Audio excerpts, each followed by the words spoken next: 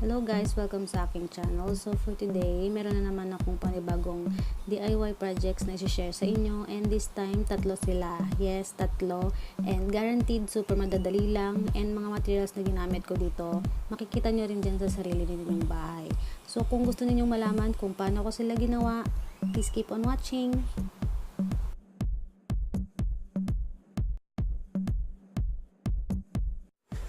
First project guys, kailangan lang natin yung grill na hindi nyo na ginagamit, sandpaper, paint, kahit anong klaseng paint, and yarn.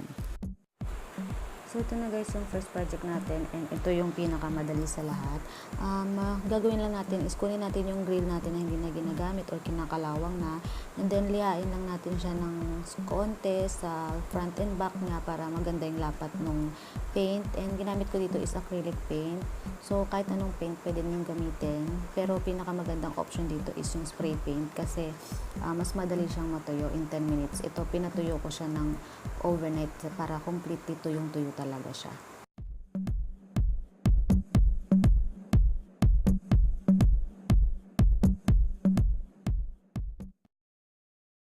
Ayan na guys, ready to paint na tayo, and yung ginamit kong paint dito is acrylic paint na nabili ko sa National Bookstore for only 54 pesos.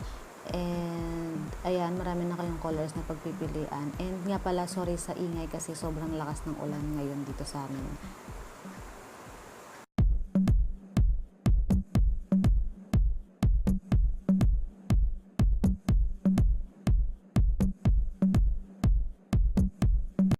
Ayan na guys, final touches na lang to, and patutuyuin ko na lang siya ng overnight. Tapos nun, pwede na siyang isabit sa kwarto, and i-organize na natin yung mga gamit natin na nakakalat dyan. And if ever nagustuhan niyo itong idea, please huwag niyo kalimutan mag-subscribe dito sa channel ko, and click the notification bell para ma-notify kayo sa mga bagong uploads natin.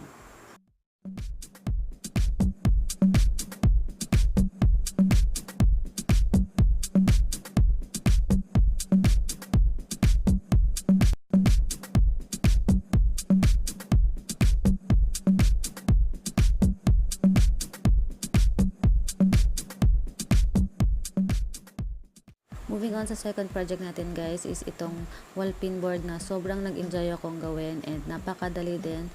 So sana mag-enjoy din kayo, and start na natin. Ito lang guys yung kakailanganan natin, yung karton na hindi nyo na ginagamit, tela, yarn, scissors, pencil, tape, hot glue, and magpapaliwanag ako kung bakit may pinggan kayo nakikita dyan ngayon. So ayan guys, kung bakit may pinggan, kasi ito yung gagamitin kong pang trace na shape doon sa karton ko. And depende sa inyo kung anong shape na gusto nyo sa pinboard ninyo. Trace ko lang siya ng 2 beses, pero kung gusto niyo mas makapal, pwede nyo pang i-layer kung ilang layer yung gusto niyo.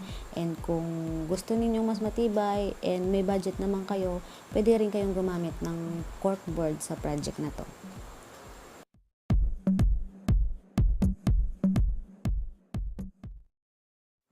Ayan guys, after ko siya i-trace and satisfied na rin naman ako sa shape, gugupitin ko na lang siya, and then ready na tayo sa next step natin.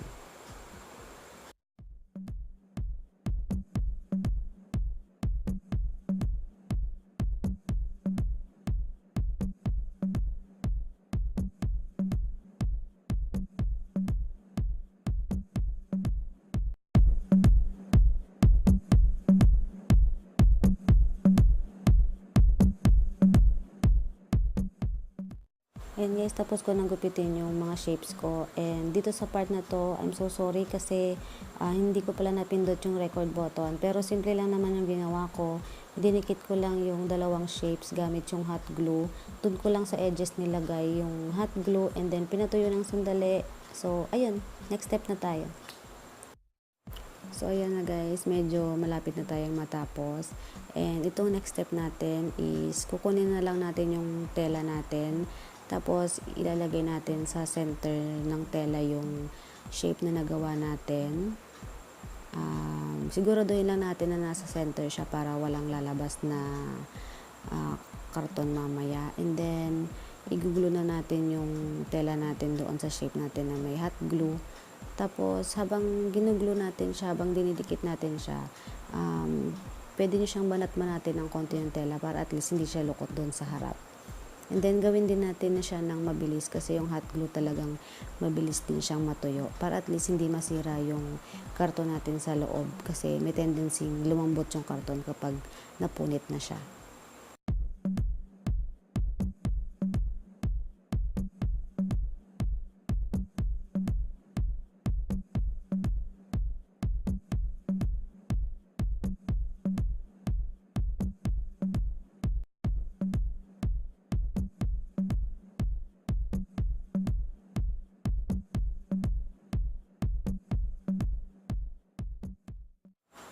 And guys, tapos ko nang idikit yung tela natin dun sa shape. And yung gagawin ko na lang dito is tatanggalin ko na lang yung mga excess na tela dito sa likod para hindi siya makita mamaya kapag dinisplay na natin siya.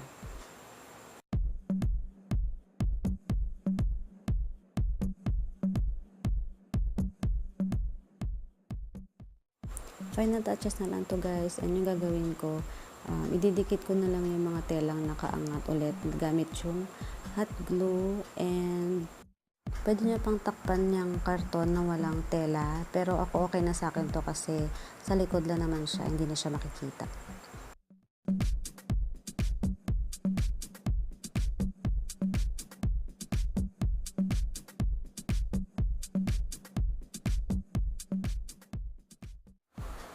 Yan, so after kong madikit yung tela ko doon sa shape, next ko na ginawa is kinuha ko na lang yung yarn ko and sinukat ko yung yarn sa likod para makita ko kung gaano kahaba yung gusto kong maging sabitan niya.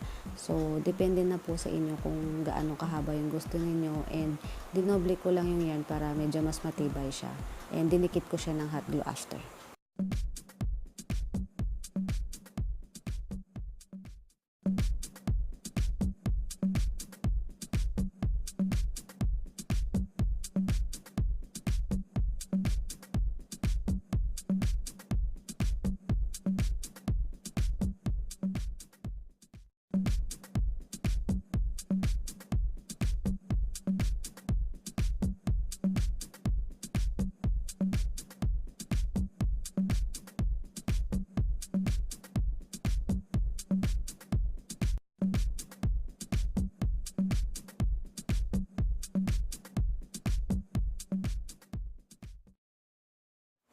So, ito na guys ang ating second project, and sobrang nag-enjoy ako sa project na to dahil una sa lahat, napakadali lang gawin. Wala kang masyadong gagastusin, and talagang nagustuhan ko talaga yung kinalabasan niya. We're down to our final project guys for this video, and ang kailangan lang natin is piece of wood, scissors, hooks, pencil, yarn, and sandpaper. So, first step natin guys is kunin lang natin yung kahoy natin. Yung kahoy na ginamit ko dito is malambot lang siya na klase ng kahoy. Sa mga canvas painting yata siya, kaya hindi siya mahirap trabahuhin. Tapos yung sukat nito is 23 inches yung haba, and then yung width niya is 1 inch. So, yung ginawa ko, hinati ko sa tag 10 inches yung dalawang side niya, side by side. And then, yung 10 inches na yon ginawa ko, dinivide ko siya sa tag 2 inches. Tapos, yung 3 inches na remaining is doon lang siya sa gitna. So, bubutasan ko lang yung mga tag 2 inches na guhit dyan para mamaya madali na lang yung hook ipasok.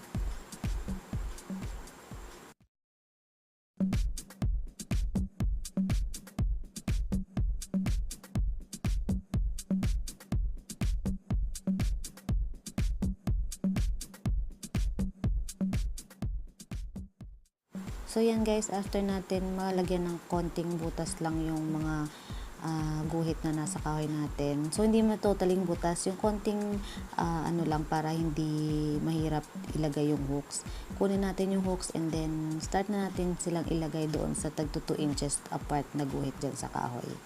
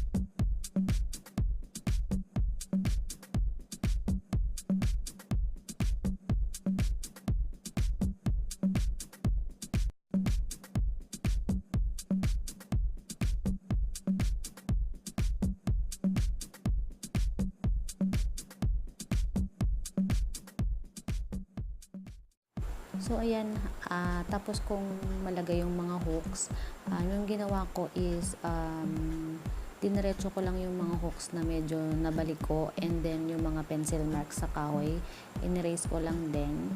Tapos kung gusto niyo ring pinturahan yung kahoy ninyo, mas maganda yon. Pero mas okay na ako dito kasi unang-una wala na rin akong paint, and then gusto ko lang na mabigyan kayo ng idea. So depende na sa inyo kung ano pa yung mga gusto ninyong idagdag, or kung ano pa yung mga ideas na naiisip ninyong mailagay dito.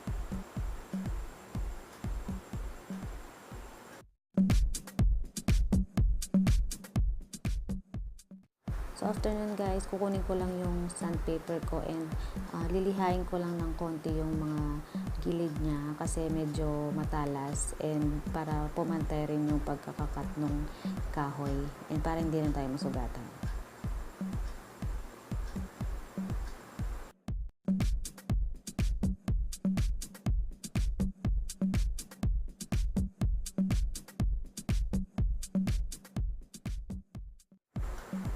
And then guys, after nun, gagawin ko naman is kumuha ako ng konting alambre, and then yung sukat ng alambre dito is itinama ko lang sa isang haba ng ruler, and then yung dalawang gilid niya i-finold ko for 5 inches, and then yung 2 inches niya dun sa gitna.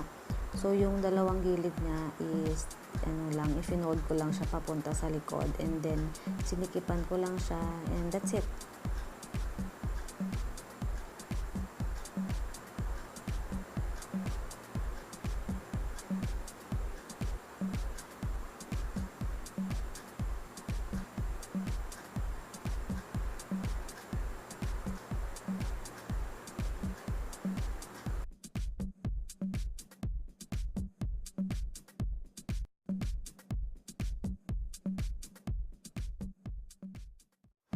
So, ayan na guys yung kinalabasan nung alambre na nilagay ko dyan sa gitna ng kahoy mismo. And para matakpan yung alambre niya, and para na rin sa konting accent ng organizer natin, kinuha ko tong fake flowers, and tinanggal ko lang siya sa stem niya.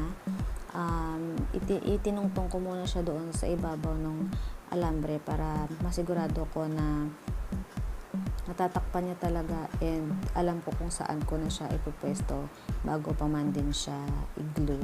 So dito may tendency na mag-swing tong kahoy, so ang gagawin ko lang dito is lalagyan ko lang siya ng double-sided tape sa dalawang gilid, and para hindi siya mag-swing kapag tinasabitan na natin siya ng mga anik-anik natin. So ayan. And that's it.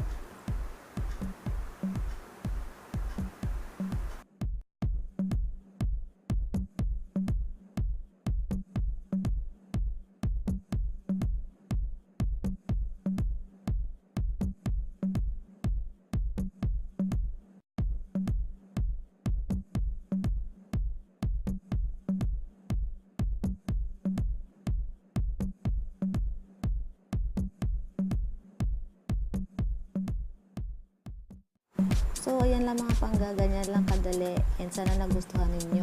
Please huwag nyo kalimutan mag-subscribe and click the notification bell. Maraming salamat sa panonood. See you again soon. Bye!